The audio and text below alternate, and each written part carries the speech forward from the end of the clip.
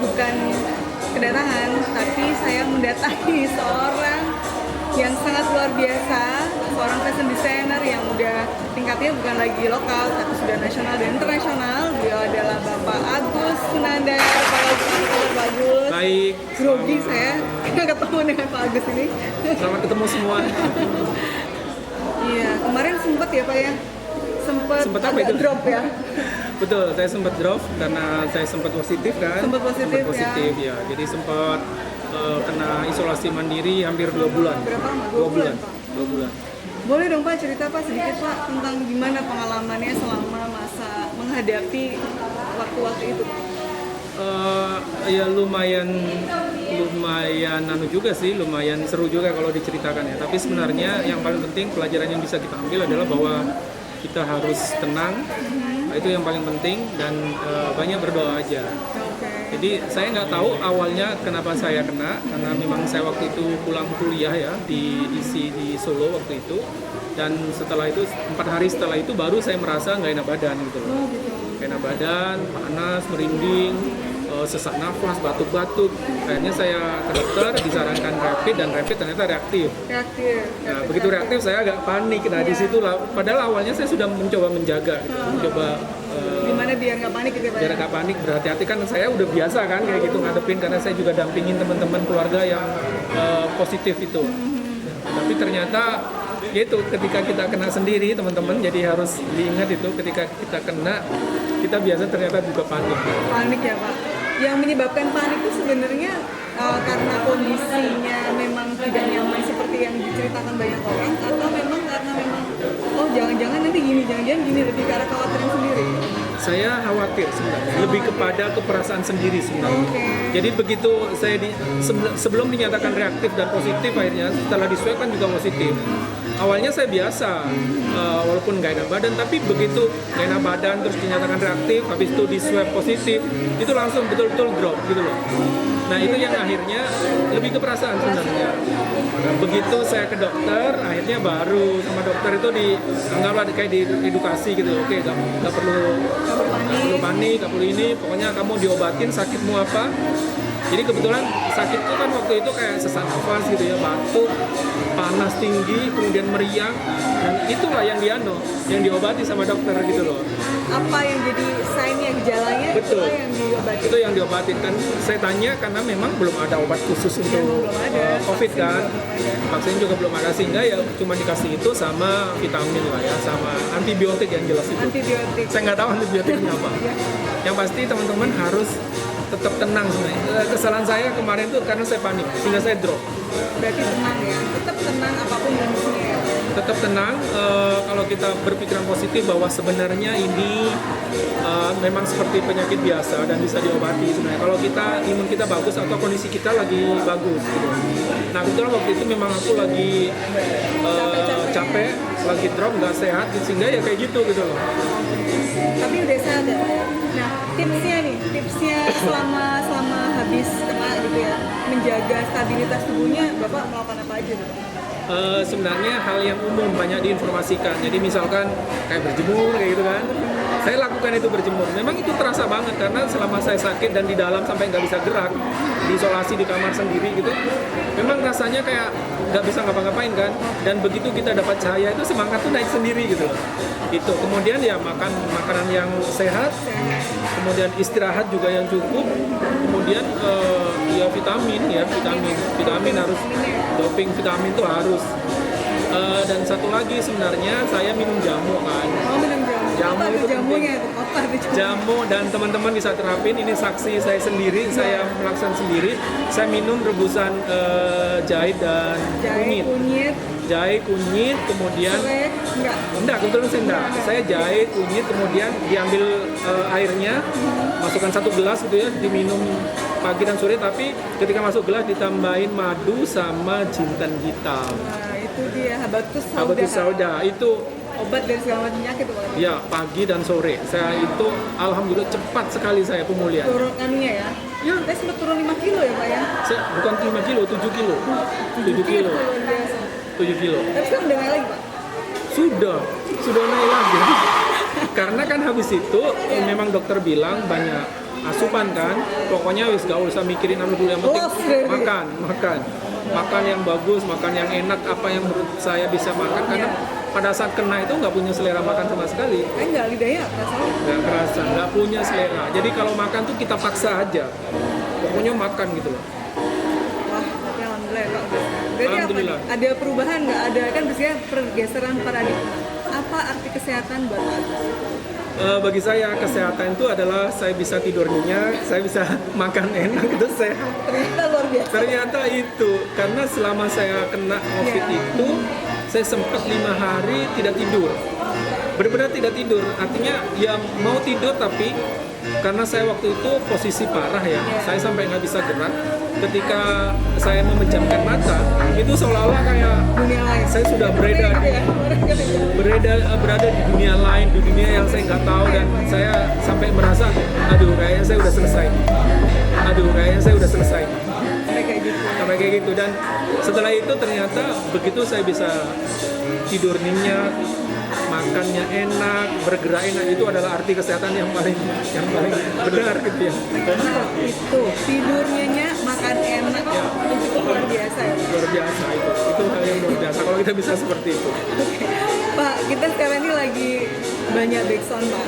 Nah, kita lagi ada di tapping Malang Fashion Week. Wah, seperti yang kita tahu, Bapak ini termasuk salah satu arranger ya, arranger dan founder dari Malang Fashion Week. Nah, kira-kira apa yang membedakan Malang Fashion Week kali ini dengan Malang Fashion Week yang tahun kemarin? Oke, yang jelas memang Malang Fashion Week kali ini dilakukan secara virtual, itu yang paling beda ya. Kenapa virtual ya? Karena kondisi yang nggak memungkinkan. Jadi kita tidak mungkin membuat fashion show secara konvensional seperti biasanya untuk festif gitu, yang dimana kita datangkan crowd, kita laksanakan seperti biasa, nggak mungkin. Dengan kondisi seperti sekarang, maka kita harus lakukan secara virtual. Jadi bedanya ya lebih banyak di situ sebenarnya. Untuk persiapan lebih susah mana antara yang virtual dan yang apa yang nggak virtual? Ya, yang konvensional ya, yang konvensional. Sebenarnya menurut saya juga sama-sama susah. Sama-sama susah. Waktunya juga lebih sama, kurang lebih ya? Ya, waktunya juga sama, persiapannya juga sama. Mungkin kita harus lebih, kalau virtual ini kan ada proses di awal kan, kita harus take video dulu. Nah, memang keuntungannya kalau virtual itu sisi-sisi pengambilan gambar atau sisi-sisi momen yang kira-kira salah atau keliru itu bisa di-cut, kita ganti, kita ulangi itu. Tapi prosesnya menjadi 2 kali kan, memang 2 kali. Jadi kita di awal harus take video, kemudian nanti ada proses untuk upload lagi di channel YouTube. Tentang apa nih Pak yang kali ini? Ngambil apa kita? Tema Malang Fashion Week kali ini enigmatic itu sesuatu yang sulit dijelaskan pengertiannya ya, sesuatu yang sulit diperkirakan, ditebak. Nah, kenapa kita ambil itu? Karena kita merespon kondisi sekarang ini, kondisi pandemi ini, di mana semua orang juga tidak bisa memprediksi kapan nih berakhir, kapan ekonomi bisa pulih, kapan kita apakah kita bisa save betul atau kita seperti apa, kita semua nggak bisa memperkirakan. Sehingga respon itulah yang kita coba, kita menggali semangat, mengangkat semangat dari para pelaku industri kreatif, terutama para fashion designer, agar kita tetap bisa kreatif gitu, tetap bergerak, bertumbuh gitu.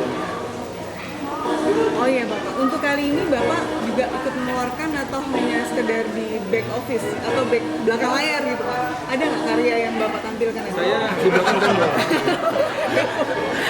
Yang jelas gini, memang kita tarik ulur di awal. Apakah tahun ini MFP itu tetap kita laksanakan? Apa enggak gitu? Dan aku memang yang ngotot tetap kita harus sustain di event ini. Jadi event ini harus tetap berjalan karena orang melihatnya di situ. Semangat orang kan melihatnya di situ.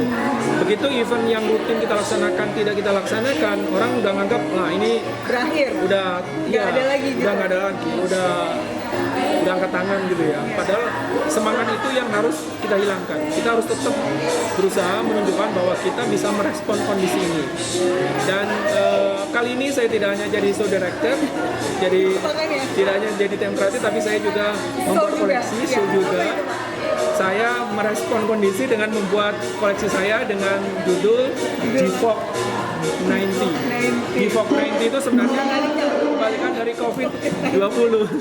COVID-19.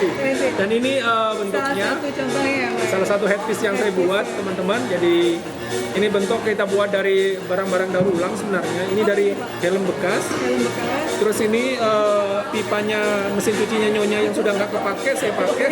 Kalau dicariin sama rumah gimana ini? Ya sudah nggak kepake. Sudah nggak kepake. Terus ini kalau kita main ke tempat mainan anak-anak mandi bola, Bola itu, Pak. setiap saya datang ngambil satu kresek.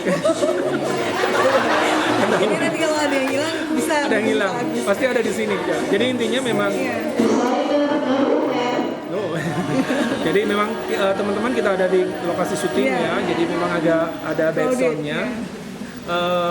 Ini memang sebuah icon yang saya ambil. Iya. Saya ingin menunjukkan kebetulan judul koleksi saya di Pop 19 itu memang untuk menggambarkan dengan warna-warna yang cerah, dengan bentuk-bentuk kalau dilihat bentuk-bentuk model yang lucu kan itu.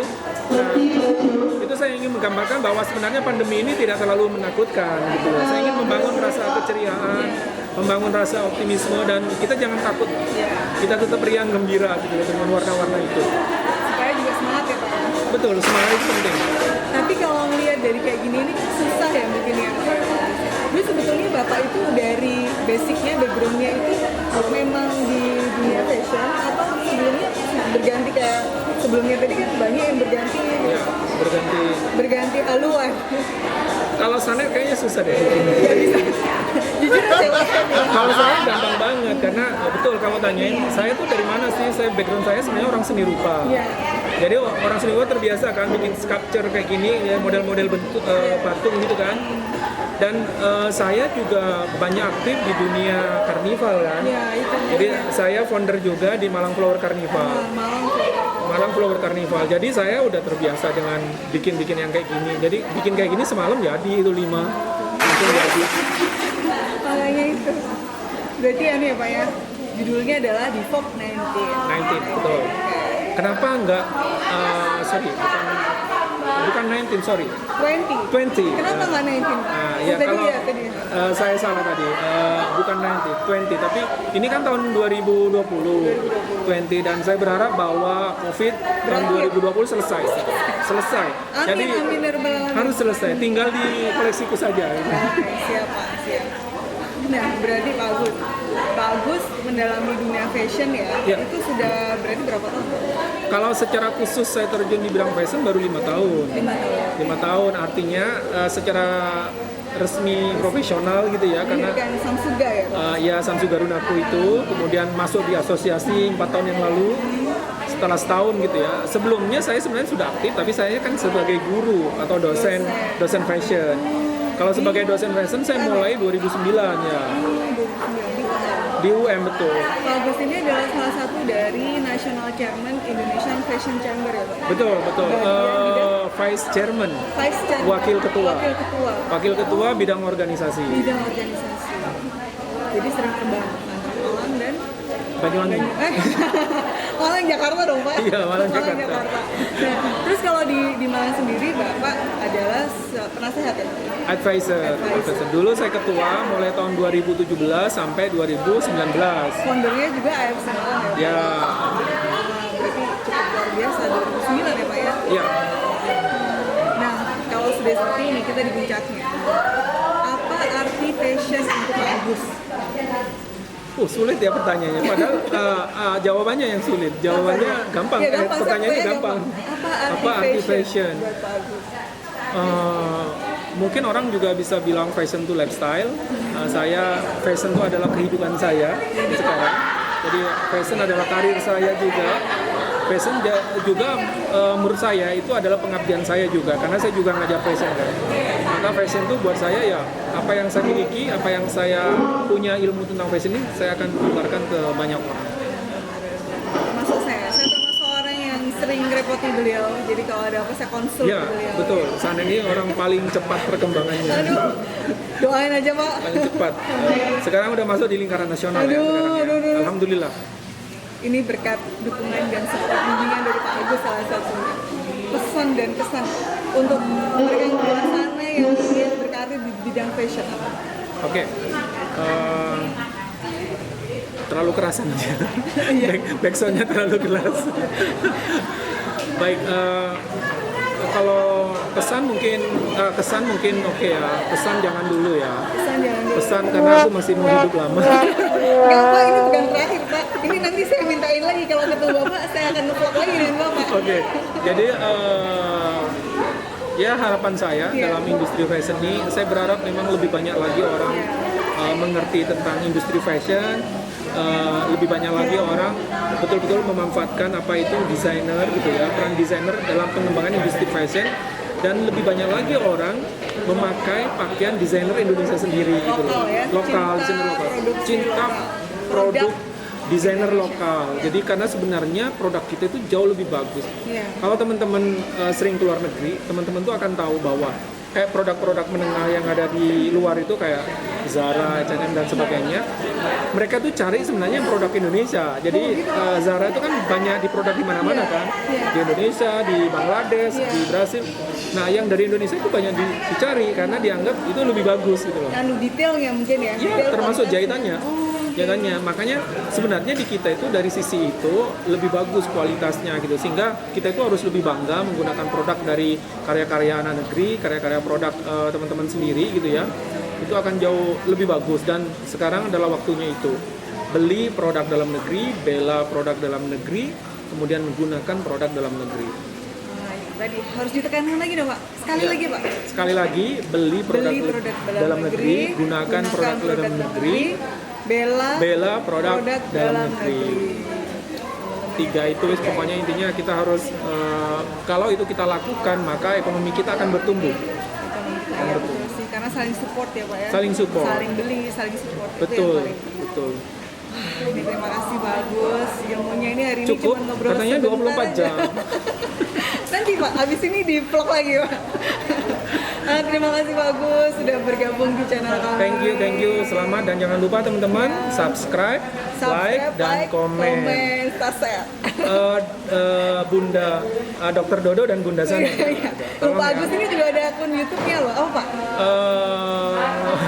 Channel YouTube. Channel YouTube-nya. Samsuga Agus Sunandar. Samsuga Agus Sunandar. Jangan lupa subscribe, like, dan jangan lupa jangan dilihat.